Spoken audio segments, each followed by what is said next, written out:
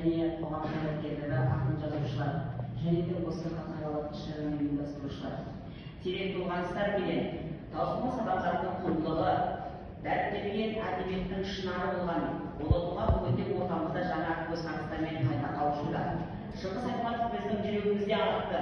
Тақырыптың өзі сұраныс пен жеке сенімшілік эмпирикалық базасының қоры болып табылады.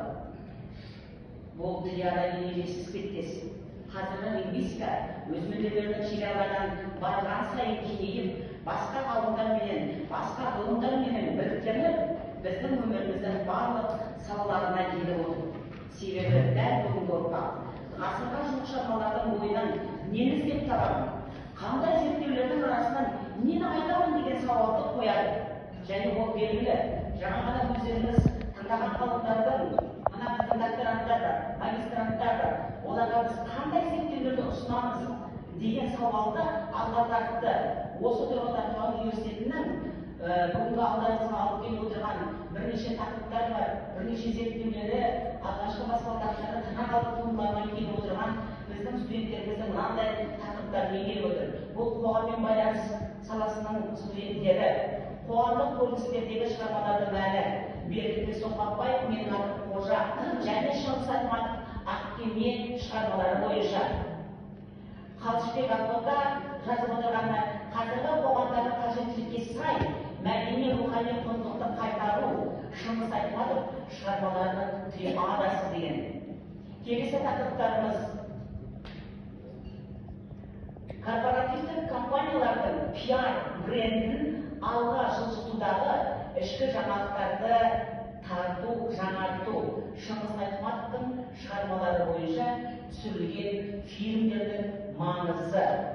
Сонымен қатар, қазіргі қазақ-қырғыз қоғамындағы байланыстың заманауи коммуникациядағы рөлі мен маңызы деген тақырыптармен келіп отыр. Өздеріңіз көріп отырғандай, бұларға да бір қол соқпай абзал деп мен ойлаймын. Кеңес дәуіріндегі жазушы, шығармаларда ауыл өмірі, тынысы, адамдардың арасындағы үндестік тақырыптары деп қабылдамау керек.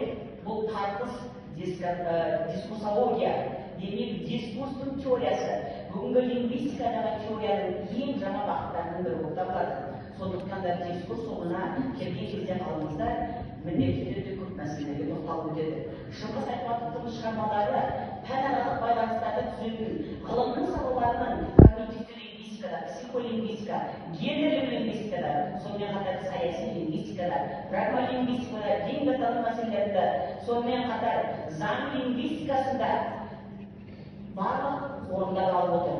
Оның себебі біздің басымызда белгілі ұғымдардың категориялардың құрылышы ғана емес, тіл мен сөйлеуді қалай қолданамыз, тілді қоршаған әлемді тану процесінде қандай рөлдер атқарып келеді, біздің өмірлік тәжірибемізде қалай көрінетіндігін түсіндіруге болады, біздің сөйлеуіміздің белгілі өмірлік жағдайларда қалай жұмыс істейтіні, осы сәттерде қандай психикалық процестер болады және оның бәрі психологиялық, әлеуметтік, мәдени факторлармен қалай байланысады деген сауалдармен жүзеге асырылады.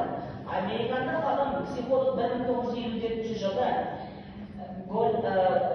Олға табиғи алабол атты фундаментальды еңбегінде психология мен әлеуметтік орта байланысындағы себептерді анықтайды. Қарап отырсаңыз, көп рахмет. Қарап отырсаңыз, аспайдағы бірақ бір нәрсе айтайын. Айтылатын осындай психологиялық, әлеуметтік оқиғаларды, шиеленістерді суреттеген ұлы жазушымыздың шығармалары бұл бүгінгі қоғамдағы айтылып жатқан және айтыла беретін адами факторлардың негізіне құрылған. Сондықтан да шығарма мәңгі шығарма.